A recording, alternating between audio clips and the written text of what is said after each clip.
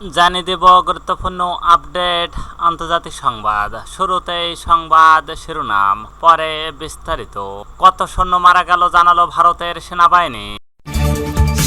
এরপর জানিয়ে দেব গাজায় ব্যাপক বোমাবর্ষণ, নিহত আরও 23। এরপর যা থাকছে এক নজরে ভারত পাকিস্তান যুদ্ধ ও ফলাফল।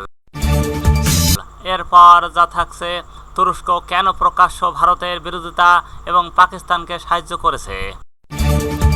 সর্বশেষ জানিয়ে দেব যুদ্ধে ঘন্টায় পাকিস্তানের চেয়ে ভারতের ক্ষতি 20 গুণ বেশি।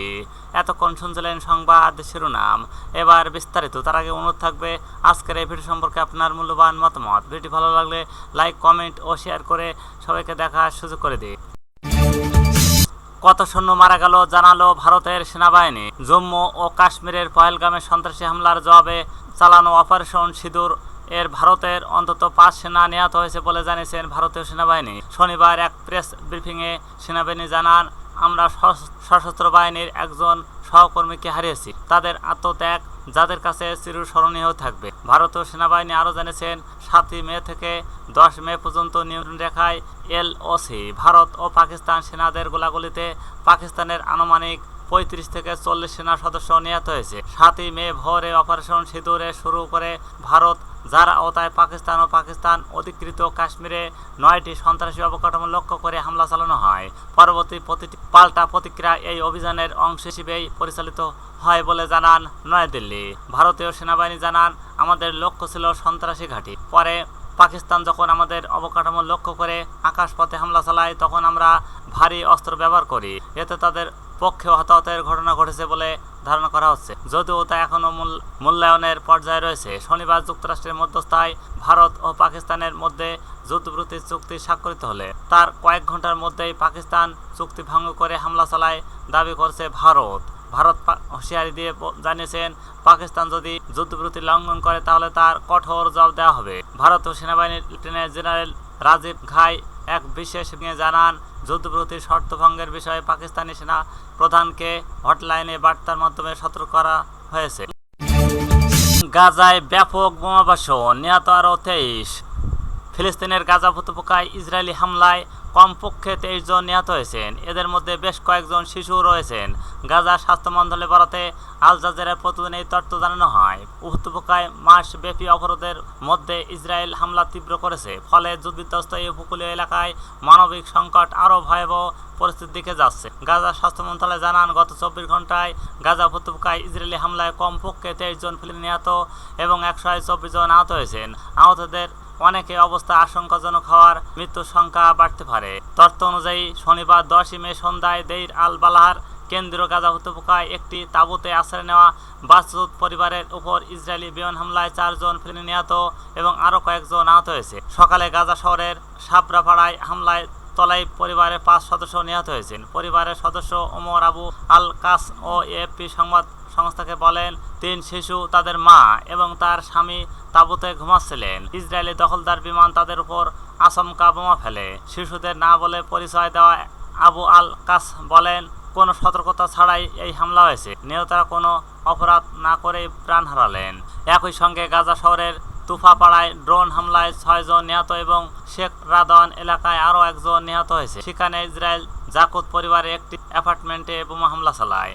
দক্ষিণ ইসরায়েল যুদ্ধ জাহাজ ও রাফার উপকূলে ভারী গোলাবর্ষণ করে। এতে মোহাম্মদ সাইদ আল বারদাউমিল নামে একজন নিহত হন। রাফার পশ্চিমে আল মাওয়াসি মানবিক অঞ্চলে হামলায় আরও 2 বেসামরিক ব্যক্তি আহত হয়েছেন। এছাড়া গাজার অন্যান্য এলাকায় বিমান হামলা হয়েছে, তবে সেখানে উপত্যকা উদ্ধারকারীরা পৌঁছতে না পারায় প্রকৃত হতাহতের সংখ্যা জানা যায়নি। এক নজরে ভারত পাকিস্তান যুদ্ধ ও ফলাফল। উপমহাদেশের 2 পরমাণু শক্তিধর রাষ্ট্র ভারত ও পাকিস্তানের মধ্যে সাম্প্রতিক পূর্ণমাত্রার হামলা পাল্টা হামলা সীমান্ত সংঘাতের উভয় দেশেই বড় ধরনের সামরিক ও বেসামরিক ক্ষয়ক্ষতি পড়েছে। যদিও মার্কিন মধ্যস্থায় শনিবার বিকেল থেকে তাৎক্ষণিক যুদ্ধবিরতির ঘোষণা এসেছে, তবে সংঘাতের কয়েকদিন যে ধ্বংসযজ্ঞ হয়েছে তা 2 দেশের ইতিহাসে একটি স্মরণীয় অধ্যায় হিসেবে থেকে যাবে। সংঘাতের সূচনা, পহেলগামে হামলার প্রতিক্রিয়া। এই সাম্প্রতিক উত্তেজনার সূত্র হয় গত মাসে ভারতের জম্মু কাশ্মীর পহেলগামে এলাকায় এক ভয়াবহ সন্ত্রাসী হামলার পর। এই হামলায় অন্তত 26 জন নিরীহ পর্যটক প্রাণ হারান। ভারত সরকার এই হামলার জন্য পাকিস্তান জঙ্গি সংগঠন দায়ী এবং ইসরায়েল ইসলামাবাদের যোগসূত্রতার অভিযোগ করে। অন্যদিকে পাকিস্তান এই অভিযোগ অস্বীকার করে তাদের সরকার এবং দেশের কারোর সঙ্গে হামলার কোনো সম্পর্ক নেই বলে জানান। উত্তেজনাকর পরিস্থিতির মধ্যে 7ই মে রাতে পাকিস্তানের মাটিতে একাধিক ক্ষেপণাস্ত্র ও ড্রোন হামলা চালায় ভারত দাবি করে তারা সন্ত্রাসবাদী অভিযান হিসেবে পাকিস্তানের মূল ভূখণ্ড ও পাকিস্তানের অধ্যাসিত কাশ্মীরের 9টি শহরে মোট 24টি হামলা চলেছে। পহেলগামে সন্ত্রাসী হামলার প্রতিশোধ হিসেবে এই হামলা চালানো হয়েছে। পূর্ণমাত্রার হামলা, পাল্টা হামলা ও সীমান্ত সংঘাত। ভারতের হামলায় পাকিস্তানের বেসামরিক প্রাণহানি ঘটে এবং বেশ কয়েকটি শহরে ধ্বংসযজ্ঞ সৃষ্টি হয়। এর জবাবে পাকিস্তান 10ই মে ভোর রাতে চালায় এক বিশাল প্রতিশোধমূলক অভিযান অপারেশন বুনিয়ান উন মারসুদ, যার আওতায় অন্তত 20টির বেশি ভারতীয় সামরিক স্থাপনায় ক্ষেপণাস্ত্র হামলা হয়। এছাড়া আগের 2 দিন রাতে পাকিস্তান থেকে অন্তত 400 সামরিক ড্রোন ভারতে প্রবেশ করেছে বলে দাবি করে ভারতের সামরিক বাহিনী। এই সব ড্রোনের অনেকগুলো ভারতের মাটিতে আঘাত হানার তথ্য জানান সংবাদ মাধ্যমগুলো। এদিকে মঙ্গলবার রাতে পাল্টা হামলার উত্তেজনা ছড়ে পড়ে সীমান্তে। দুই দেশের সাংবাদিক মাধ্যমগুলোর প্রতিবেদন থেকে জানা যায়, ভারতের হামলার পর থেকে শনিবার যুদ্ধবিরতি ঘোষণা পর্যন্ত কয়েকদিন লাইন অফ কন্ট্রোল LOC বরাবর ভারত ও পাকিস্তান সেনাদের মধ্যে ব্যাপক গোলাগুলি, মর্টার হামলা চলতে থাকে। এতে দুই দেশের অনেক সাধারণ মানুষ নিহত এবং আহত হন। যুদ্ধে পাকিস্তানের ক্ষয়ক্ষতি। ভারতের প্রথম দফা অভিযানে পাকিস্তানের অন্তত 5টি শহরে ক্ষেপণাস্ত্র আঘাত হানে। পাকিস্তান সেনাবাহিনী এবং গণমাধ্যম সূত্র জানা গেছে, হামলায় অন্তত 65 বেসামরিক নাগরিক নিহত এবং 200 জনের বেশি আহত হয়েছেন। এর মধ্যে ইসলামাবাদ, লাহোর, কোয়েটো শহরে স্কুল, আবাসিক এলাকা এবং একটি রেল স্টেশন লক্ষ্য করে হামলা হয়। পাকিস্তান সেনাবাহিনীর পক্ষ থেকে জানানো হয়, সেনা সদস্যদের মধ্যে 18 জন নিহত এবং বেশ কয়েকজন আহত হয়েছেন। ক্ষতিগ্রস্ত হয়েছেন ড্রোন ঘাঁটি এবং রাডার স্থাপনা। তবে পাকিস্তানের সবচেয়ে বড় ক্ষতি হয়েছে আন্তর্জাতিক মহলের দৃষ্টি আকর্ষণের ক্ষেত্রে, কারণ ভারতের পক্ষ থেকে এই হামলাকে সন্ত্রাস বিরোধী ও সব প্রতিরক্ষা হিসেবে তুলনা করা হয়, যা কিছু আন্তর্জাতিক মহলে সমর্থন পায়। যুদ্ধে ভারতের ক্ষয়ক্ষতি। পাকিস্তানের পাল্টা অভিযানে ভারতের ক্ষতি আরও বিস্তৃত। পাকিস্তানের দাবি করে তারা ভারতীয় ভূখণ্ডে অন্তত 20টিরও বেশি সামরিক লক্ষ্যবস্তুতে সফলভাবে আঘাত এনেছে। এর মধ্যে সবচেয়ে উল্লেখযোগ্য আদমপুর ও শ্রীনগর বিমান ঘাঁটিতে বড় ধরনের ক্ষয়ক্ষতি হয়েছে। শ্রীনগরে 20 সেনা নিহত হওয়ার কথা বলা হয়েছে। আদমপুরে একটি S-400 এয়ার ডিফেন্স সিস্টেম ধ্বংস হয়েছে বলে দাবি করেছে পাকিস্তান। এছাড়া চণ্ডীগড়ের একটি অস্ত্র ভাণ্ডার, পাঠানকোট ও বাতিন্ডা বিমান ঘাঁটি এবং উরি ব্রিগেড কোয়ার্টার্স আক্রান্ত হয়েছে। একাধিক স্থানে ক্ষেপণাস্ত্রের আঘাতে অন্তত 50 সেনা সদস্য নিহত এবং আরও 150 জন আহত হয়েছেন বলে ভারতীয় মিডিয়ায় আনুষ্ঠানিকভাবে তথ্য প্রকাশ পেয়েছে। ভারতের দিকে সামরিক ক্ষয়ক্ষতি হয়েছে বিশেষ করে জম্মু, পাঞ্জাব ও সীমান্ত এলাকায়। সেখানে কমপক্ষে 30 সাধারণ নাগরিক নিহত হয়েছেন বলে স্থানীয় সূত্রে জানা গেছে। সামরিক ও কৌশলগত ক্ষতি। উভয় দেশের পক্ষেই শুধু প্রাণহানি নয়, গুরুত্বপূর্ণ সামরিক সরঞ্জাম বা বায়ু প্রতিরক্ষা ব্যবস্থা, রাডার, যোগাযোগ অবকাঠামোতে বড় ধরনের ক্ষয়ক্ষতি হয়েছে।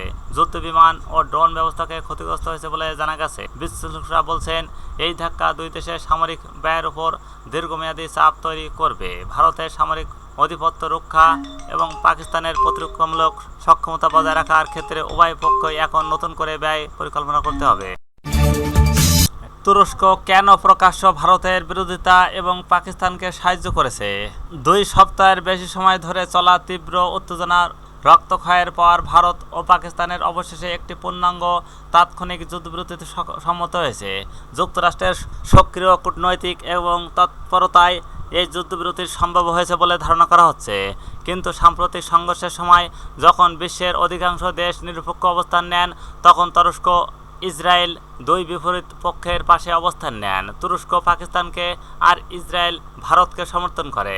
ভারত পাকিস্তান সাম্প্রতিক সংঘর্ষে তুরস্কের পাকিস্তানের পক্ষাবলম্বন নিয়ে একটি বিশেষ বিশ্লেষণ প্রকাশ করেছে বিবিসি। সেখানে বলা হয়েছে, যুদ্ধবিরতি ঘোষণাকে তুরস্ক স্বাগত জানালেও সংঘর্ষ চলাকালে দেশটি প্রকাশ্য পাকিস্তানের পাশে দাঁড়ায়। ভারত অভিযোগ করছে পাকিস্তান তাদের বিরুদ্ধে তুর্কি ড্রোন ব্যবহার করছে। একইভাবে পাকিস্তান বলছে ভারত ইসরায়েলি ড্রোন দিয়ে হামলা চালিয়েছে। তুরস্কের প্রেসিডেন্ট রিসেপ তাইপ এরদোয়ান বলছেন পাকিস্তানিরা তার কাছে ভাইয়ের মতো এবং তিনি তাদের মঙ্গল কামনা করেন। যুদ্ধ শুরুর ঠিক আগেই তুরস্কের একটি C-130 জেট পাকিস্তানে অবতরণ করে, যা তেল সংগ্রহের উদ্দেশ্যে পাঠানো হয়েছে বলে জানানো হয়। এর আগে তুরস্কের একটি যুদ্ধজাহাজ করাচি বন্দরে নোঙর করে, যাকে বন্ধুত্বের নিদর্শন হিসেবে উপস্থাপনা করা হয়। তবে ভারতের দাবি এই ছোট জেট যুদ্ধজাহাজ তুরস্ক ও পাকিস্তানকে অস্ত্র সরবরাহ করেছে। ভারত দাবি করেছে পাকিস্তান বৃহস্পতিবার প্রায় 300 থেকে 400 তুর্কি ড্রোন ব্যবহার করে বিভিন্ন ভারতীয় শহরে আক্রমণ চালিয়েছে। ভারতের সঙ্গে তুরস্কের সম্পর্কের অস্বস্তি আরও বোঝা যায় এ থেকে যে ক্ষমতা গ্রহণের পর এ পর্যন্ত দেশটির প্রধানমন্ত্রী নরেন্দ্র মোদী কখনো তুরস্কে সফর করেননি। ফলে দুই দেশের কূটনৈতিক সম্পর্কে দ্রুত স্পষ্ট মতাদর্শিতা, ঘনিষ্ঠতা ও ধর্মীয় সংযোগ। সৌদি আরব ভারতের প্রাক্তন রাষ্ট্রদূত তালমিস আহমেদ ব্যাখ্যা করেন, পাকিস্তান তুরস্কের মধ্যে দীর্ঘদিনের মতাদর্শিকা ও নিরাপত্তা ভিত্তিক সম্পর্ক রয়েছে। ইসলামী যুদ্ধের সময় দুই দেশেই যুক্তরাষ্ট্রের ঘনিষ্ঠ মিত্র ছিল। পাকিস্তানি সামরিক কর্মকর্তাদের মধ্যে তুরস্কের সঙ্গে ব্যক্তিগত সম্পর্ক বিদ্যমান। এরদোয়ানের শাসনামলে ধর্মীয় সংযোগ আরও জোরালো হয়েছে। তিনি ইসলামী নেতাদের ভাবমূর্তি তুলে ধরছেন এবং প্রায় কাশ্মীরকে ইসলামী ইস্যু হিসেবে তুলে ধরেন। এ কারণে তুরস্ক কাশ্মীর ইস্যুতে বারবার পাকিস্তানের পাশে। যুদ্ধে ঘণ্টায় পাকিস্তানের চেয়ে ভারতের ক্ষতি 20 গুণ বেশি। ভারত ও পাকিস্তানের মধ্যে সাম্প্রতিক উত্তেজনা ভয়াবহ এবং বহুমাত্রিক এক সংঘর্ষে রূপ নেন। মাত্র 87 ঘণ্টায় এই যুদ্ধে দুই দেশেই বিপুল সামরিক, কৌশলগত এবং মানবিক ক্ষয়ক্ষতির মুখে পড়েছে। ভারত 7 মে রাত 1:05 আকস্মিকভাবে পাকিস্তানে হামলা শুরু করে, যা কোডনেম ছিল অপারেশন সিঁদুর।